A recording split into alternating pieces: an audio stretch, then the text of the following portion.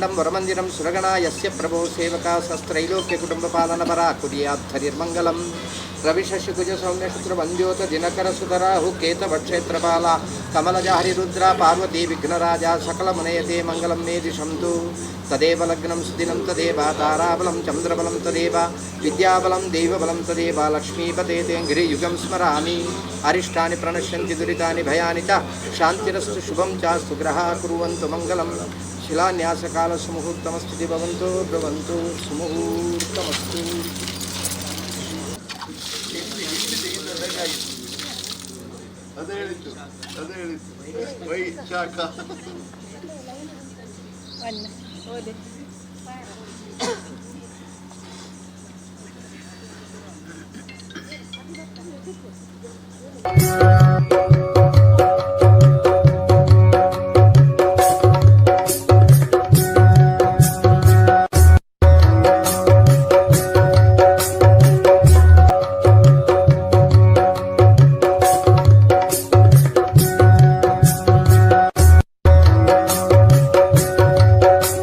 ಇವತ್ತು ಅನ್ನದಿಂದ ಪ್ರಾಣ ಉಳಿಬೇಕಾದ್ರೆ ಈ ಕೃಷಿಯನ್ನು ಸಂರಕ್ಷಣೆ ಮಾಡಬೇಕಲ್ವಾ.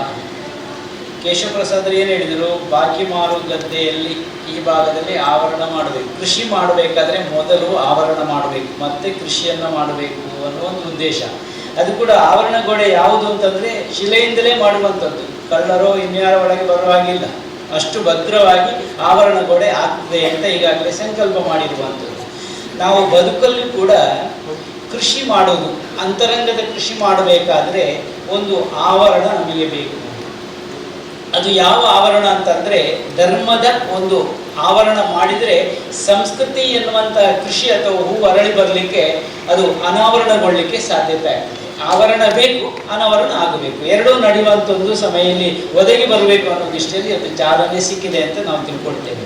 ಸನಾತನ ಹಿಂದೂ ಧರ್ಮದ ಸಂರಕ್ಷಣೆಗೆ ಆ ಧರ್ಮದ ಒಂಜಾತಿ ಆವರಣದ ಅಗತ್ಯತೆ ಉಂಡ ಧರ್ಮದ ರಕ್ಷಣೆ ನಮ್ಮ ಮಲ್ಪುಗ ಈ ಸಂದರ್ಭಗಳು ಪಂಡೊಂದು ಸಾಧ್ಯ ಆಧ್ಯಾತ್ಮದ ಕೃಷಿ ಮಲ್ಪುಗ ಸಂಸ್ಕೃತಿದ ಪೂಕುಳು ಅರಳ್ದು ಬರಡು ಈ ಸಂದರ್ಭಗಳು ಹಾರೈಕೆ ಮತ್ತೊಂದು ಆಗ ಪಿರವುಡು ವ್ಯವಸ್ಥಾಪನಾ ಸಮಿತಿದ ಮಾತ ಸದಸ್ಯರ ಸಹಕಾರ ಕೊಡ್ತೇನೆ ಅಂತೇಳಿ ಒಂದೇ ಸಂಘಟನೆ ಒಂದು ದಾಂಡು ಪೊರುಡ ಒರಿತು ಬರ ಸಾಧ್ಯತೆ ಒಂದು ಪಂಡು ಸೇಲಂಚಿನ ಮಾತರಿಗಳ ದೇವರೆಡ್ಡೆ ಕುದಿಪಾವಡು ದೇವರ ಪ್ರಾರ್ಥನೆ ಮತ್ತೊಂದು ಎನ್ನೆರಡು ಪಾತ್ರೆ ಅಂತಾರೆ ಅವರು ದೈವಲೋಕದ ಸದೃಶವಾಗಿರ್ತಕ್ಕಂಥ ಸ್ವರೂಪವನ್ನು ಮುಂದಿನ ದಿನಗಳಲ್ಲಿ ಒಂದು ಭಕ್ತಾದಿ ಅನುಭವಿಸುವಂಥ ವಾತಾವರಣ ನಿರ್ಮಾಣವಾಗಬೇಕು. ಪರಮೇಶ್ವರನಲ್ಲಿ ಸಾಧ್ಯ.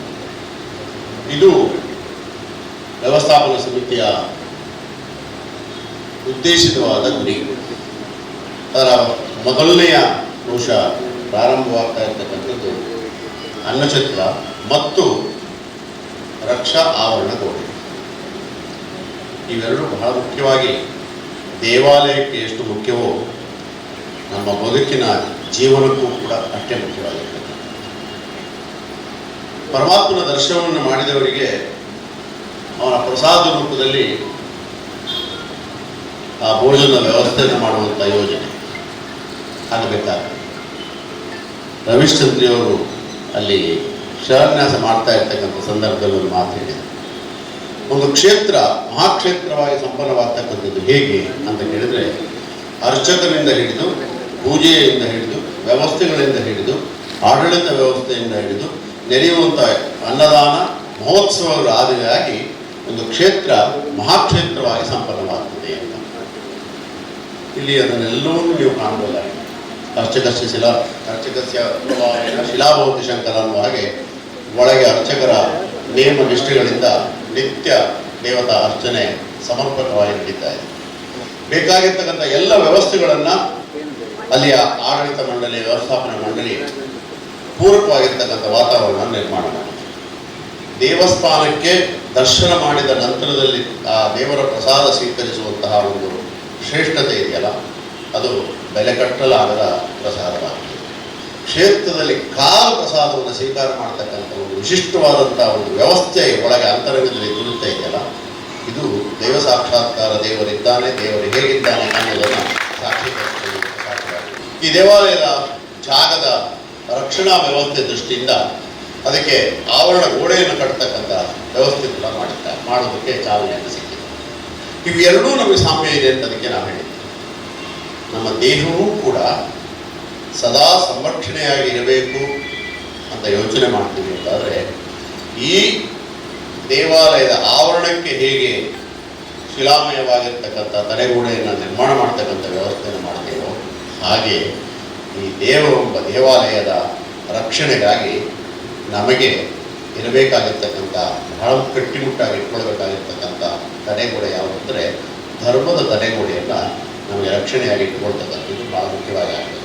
ಅನ್ನಛತ್ರ ಮತ್ತು ಆವರಣ ಗೋಡೆಯ ಶಿಲಾನ್ಯಾಸ ನೆರವೇರಿಸಿ ಮುಂದಿನ ದಿನಗಳಲ್ಲಿ ಇಲ್ಲಿಗೆ ಬರುವಂಥ ಎಲ್ಲ ಭಕ್ತಾದಿಗಳಿಗೆ ಆ ಅನ್ನ ಸೇವೆಯನ್ನು ಕೊಡಲಿಕ್ಕೆ ಬಹುಶಃ ಅನ್ನಪೂರ್ಣೆಯ ಆಶೀರ್ವಾದ ಬೇಕು ಅಂತೇಳಿ ಅನ್ನಪೂರ್ಣೆಯ ಆ ಒಂದು ಆಶೀರ್ವಾದವನ್ನು ಪಡ್ಕೊಂಡಂತ ಅನ್ನಪೂರ್ಣೆಯ ಸೇವೆಯನ್ನು ಮಾಡುವಂಥ ಭೀಮೇಶ್ವರ ಜೋಶಿಯವರ ಮುಖಾಂತರ ಇವತ್ತು ಮರು ಶಿಲಾನ್ಯಾಸ ಮಾಡುವಂಥ ಸಂಗತಿಯನ್ನು ಮಾಡಿ ಮುಂದಿನ ದಿನಗಳಲ್ಲಿ ಪುತ್ತೂರಿಗೆ ಬರುವಂಥ ಎಲ್ಲ ಭಕ್ತಾದಿಗಳು ಈ ದೇವಸ್ಥಾನಕ್ಕೆ ಬಂದಾಗ ಸದಾಕಾಲ ಅವರಿಗೆ ಆ ಒಂದು ಅನ್ನಪೂರ್ಣೆಯ ಆಶೀರ್ವಾದವನ್ನು ನೀಡಲಿಕ್ಕೆ ಇವತ್ತು ಚಾಲನೆಯನ್ನು ಕೊಟ್ಟಂತ ಭೀಮೇಶ್ವರ ಜೋಶಿಯವರು ಬಹುಶಃ ಇವತ್ತು ನಮಗೆ ಪ್ರೇರಣಾದಾಯಕವಾಗಿ ಈ ಕಾರ್ಯಕ್ರಮದಲ್ಲಿ ಮುಂದಿನ ದಿನಗಳಲ್ಲಿ ಈ ಒಂದು ದೇವಸ್ಥಾನದ ಬೇರೆ ಬೇರೆ ಅಭಿವೃದ್ಧಿ ಕಾರ್ಯಕ್ರಮಗಳಿಗೂ ಪ್ರೇರಣೆ ಕೊಡುವಂಥ ಕೆಲಸವನ್ನು ಮಾಡಿದ್ದಾರೆ ಅಂತ ಹೇಳಿ ಮಾತನ್ನು ಹೇಳಿಕ್ಕೆ ಇಚ್ಛೆಪಡ್ತಾ ಇದ್ದೇನೆ.